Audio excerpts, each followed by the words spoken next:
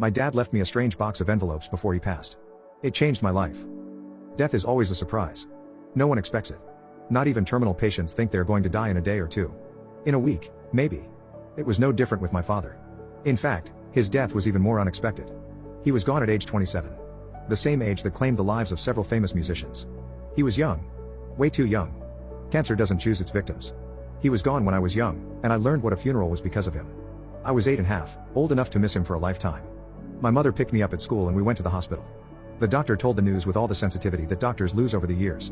My mother cried. She did have a tiny bit of hope. As I said before, everyone does. I felt the blow. What does it mean? Wasn't it just a regular disease, the kind of disease doctors heal with a shot? I hated you, Dad.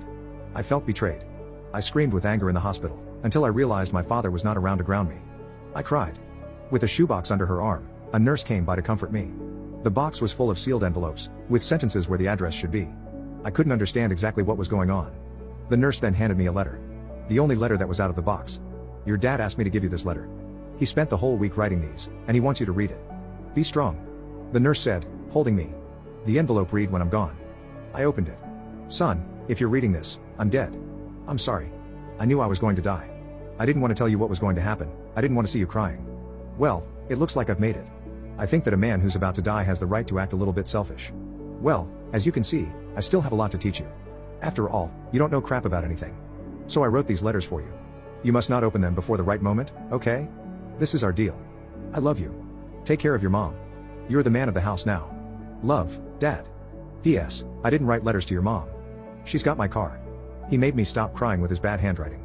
Printing was not easy back then. His ugly writing, which I barely understood, made me feel calm. It made me smile. That's how my father did things.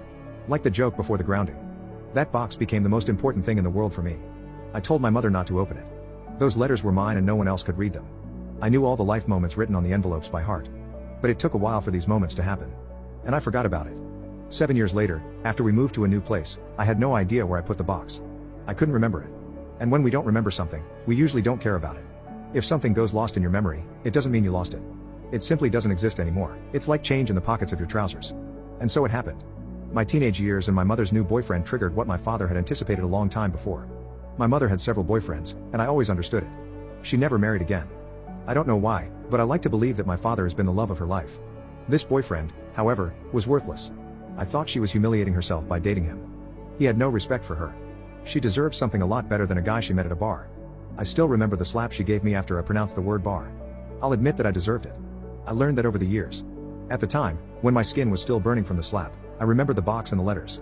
I remembered a specific letter, which read, when you have the worst fight ever with your mom. I ransacked my bedroom looking for it, which earned me another slap in the face. I found the box inside a suitcase lying on top of the wardrobe. The limbo. I looked through the letters, and realized that I had forgotten to open when you have your first kiss. I hated myself for doing that, and I decided that would be the next letter I'd open. When you lose your virginity came right next in the pack, a letter I was hoping to open really soon. Eventually I found what I was looking for.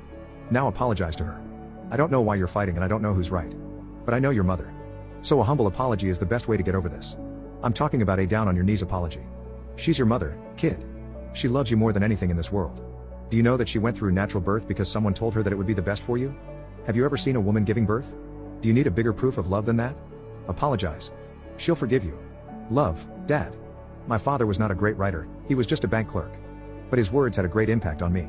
They were words that carried more wisdom than all of my 15 years of age at the time. I rushed to my mother's room and opened the door. I was crying when she turned her head to look me in the eyes. She was also crying. I don't remember what she yelled at me. Probably something like, "What do you want?" What I do remember is that I walked towards her holding the letter my father wrote. I held her in my arms, while my hands crumpled the old paper. She hugged me, and we both stood in silence. My father's letter made her laugh a few minutes later. We made peace and talked a little about him. She told me about some of his most eccentric habits, such as eating salami with strawberries. Somehow, I felt he was sitting right next to us. Me, my mother, and a piece of my father, a piece he left for us, on a piece of paper. It felt good.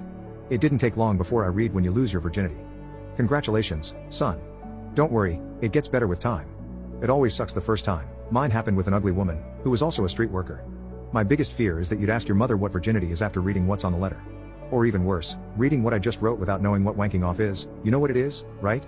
But that's none of my business. Love, Dad. My father followed me through my entire life.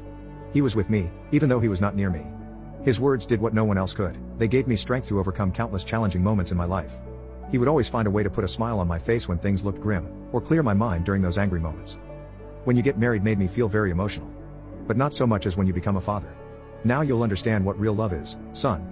You'll realize how much you love her, but real love is something you'll feel for this little thing over there. I don't know if it's a boy or a girl. I'm just a corpse, I'm not a fortune teller. Have fun. It's a great thing. Time is gonna fly now, so make sure you'll be around. Never miss a moment, they never come back.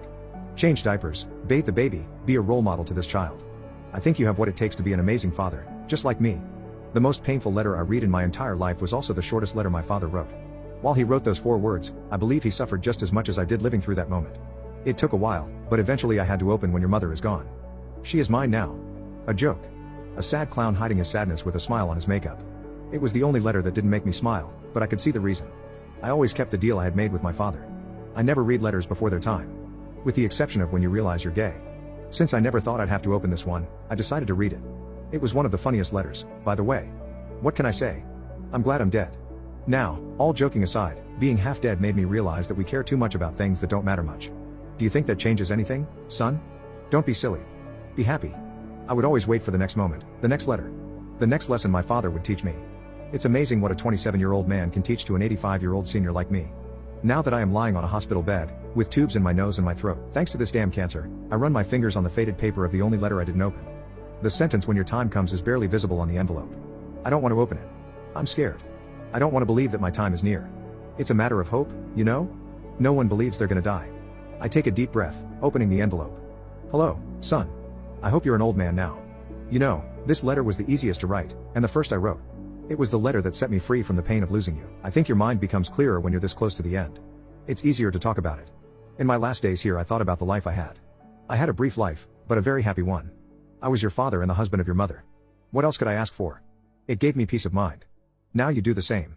My advice for you, you don't have to be afraid. P.S. I miss you.